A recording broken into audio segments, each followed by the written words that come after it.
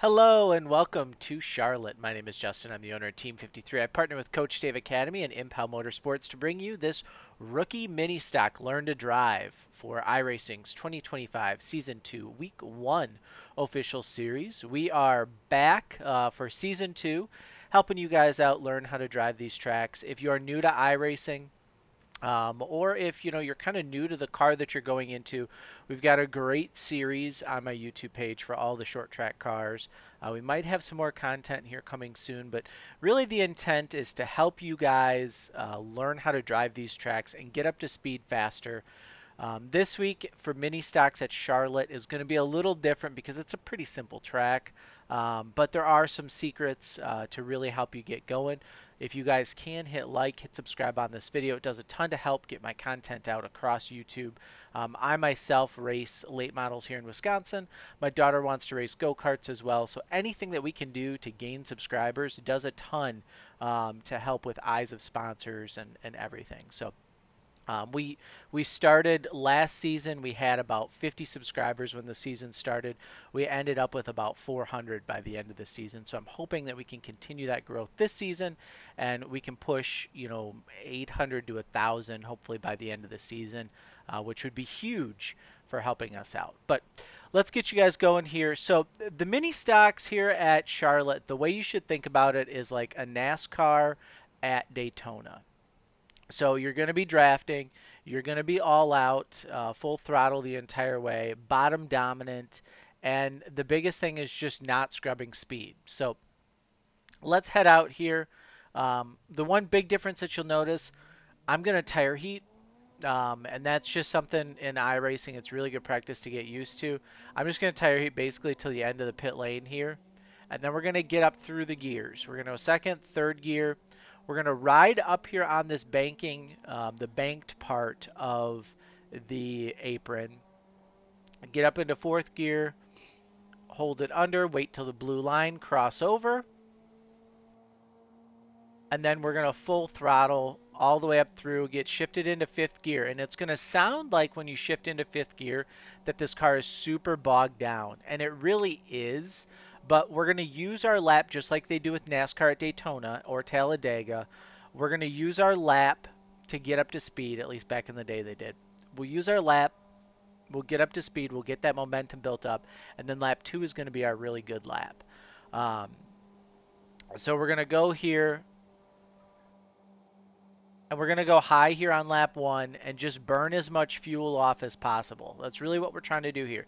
Make the track as wide as possible, as long as possible, and burn fuel off. Coming to what would be the white flag, we go high in 3 and 4, and we use that banking, and we kind of drive off the banking, and we use that momentum to bring us down here into the apron, or down onto the dog leg. And then at the start-finish line, we got 143 miles an hour. From inside the car, this white dash line is kind of even with the hood scoop with my FOV. I talk about this a lot. I've got triple monitors. My left window net is pretty much even with where it would be in my real car. So it's really, really important that when you guys are looking at this, you're kind of looking at your FOV and kind of using the outside car far chase view as kind of your estimator. So really it's the right side's on the crack, no higher than that on that seam.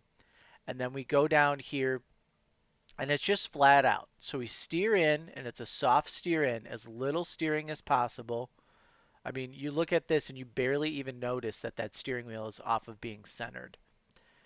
You run it as low as you can there. And then again, left side's on the crack heading into 1 here. And then we're going to drive this down the hill and get those left side tires close to this yellow or white and blue line. It used to be a yellow line here at Charlotte. When you're inside the car, it'll look like you're on it.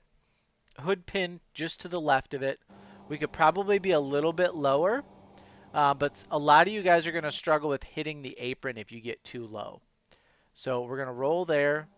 Down the backstretch, it's really right side's kind of on that crack, maybe a little above it. I kind of straddle this white line when we're in the cockpit of the car going over it. Start to cheat up a little bit for turn 3 just to make your entry a little bit smoother.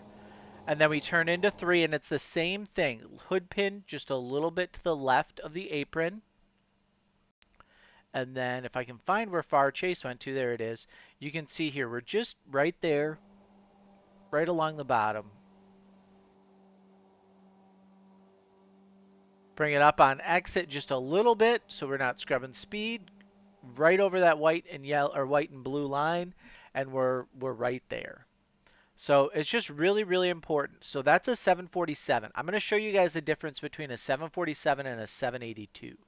And this is going to be really, really important. So on my 782 lap, this fundamentally looks a little bit better from overhead perspective or from the cockpit perspective. We're lower in the corner, right?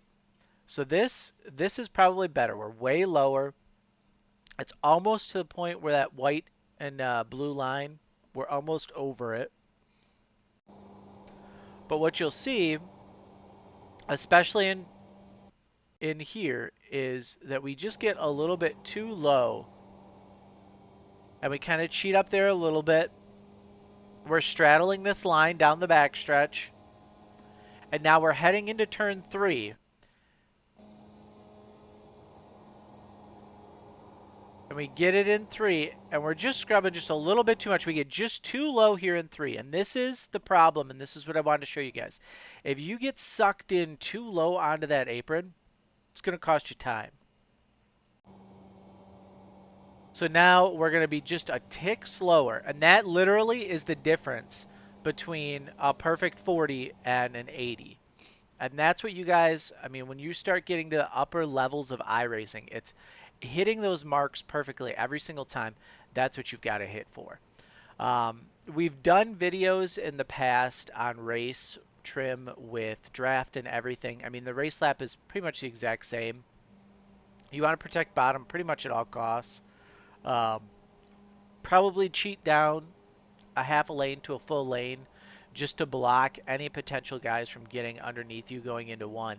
But it's really just protect the bottom, run it a little bit lower, cheat the right sides up. You just really got to make sure that a car can't get between you and the bottom. And then in drafting, you got to understand what runs to take, right? You can't take every run that appears. And the mini stocks in particular, fight for bottom. If you got to try and pass somebody on the outside, good luck.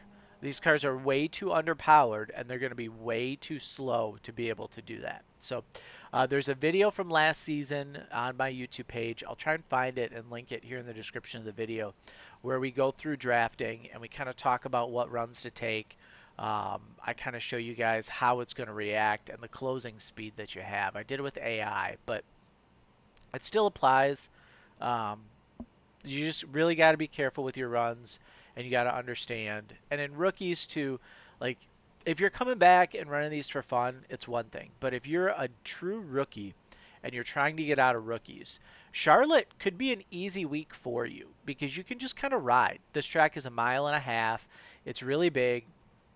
You can just ride and wait. And don't worry about bump drafting. You don't have to really worry about all that. The biggest thing that you have to worry about are the other yahoos that want to bump draft, they want to do all these things, and you end up getting wrecked. So what I really, really, really, really caution you guys to do is just to kind of sit back and ride and gain that safety rating and use this to get completely out of rookies this week. Super easy way to do it. So um, best of luck this week for you guys. If you do get out of rookies really quick, we've got our custom setups from Team 53 that we sell. You can sign up for that at team53racing.com. Head over to our Facebook page. Discord should be linked below. We're happy to have you guys. We always like having new people. So best of luck, and we will see you guys in the next video.